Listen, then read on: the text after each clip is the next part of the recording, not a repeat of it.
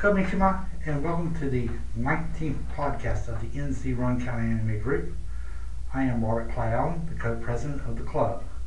Today I want to start my podcast off today with this quote. No man is an island unto himself. Each man is part of the continent, a part of the main. The reason why I wanted to talk about this was because it's important to remember that we all are part of something a lot bigger and that we all have a place in society. I recently saw another person's podcast on YouTube, and this person was he's an Australian, he's living in Japan, and he goes like he was looking at all the teen books out there, and he was making comments and stuff about it. Well, believe it or not, it's not unusual for a country to exploit youth. Back in the 1950s, we in the United States started out with a very simple record player, and it was aimed towards the younger kids.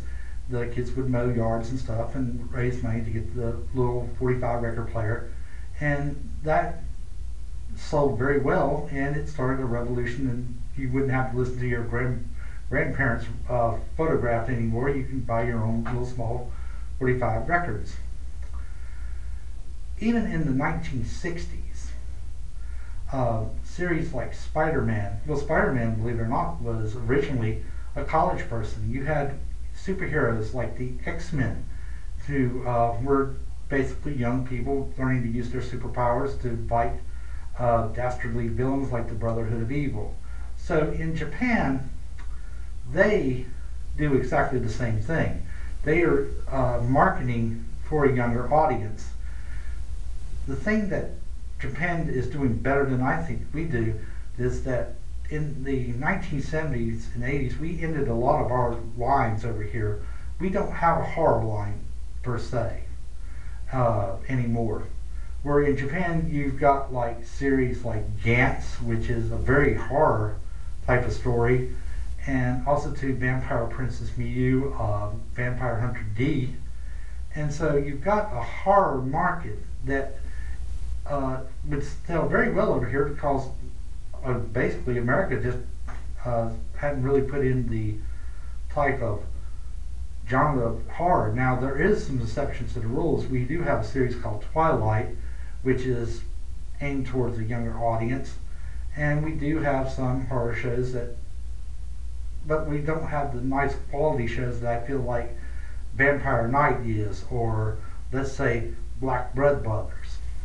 So that genre right there is something I think that Japan does very well in, is that they've picked up the strands of stuff that's been dropped. We don't even have a good romance line over here in the United States, where if you look at something like Skip a Beat, you've got romance. Loving Hina is a romance, and we do over here in the United States do target like teens and stuff. We do have teen magazines and stuff, and they're generally aimed toward teenagers and stuff, and the teenagers do pick them up and do read them. So in that aspect, Japan and the United States are practically the same. Like I said, there are materials that over in Japan that do concern me that I wouldn't necessarily let a young child watch. And that's some of the reasons when I do my reviews and stuff, I usually try to specify, okay, this is for somebody who is supposed to be, let's say, age 14 up or age 7 down. That's the type of stories they should be looking at. I hope that you're doing well today. We are supposed to be meeting at 5 o'clock at the front of the Books of Millions store, and I hope that I explained stuff to you. Oh, before I forget, I was supposed to cover one more subject. The size of the Rowan Anime Group. Our club is not that big. We are basically a small bunch of potatoes, and I do mean small bunch. In Yahoo, it says that we have over 199 members.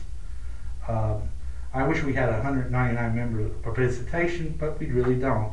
I want to encourage our members to participate as much as possible and post comments on the web and stuff, and do talk to me.